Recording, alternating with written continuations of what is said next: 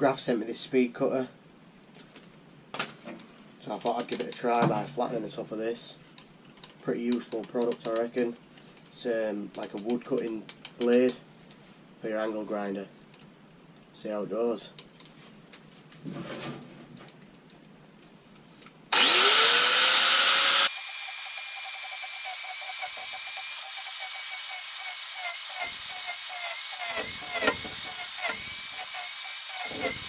All done.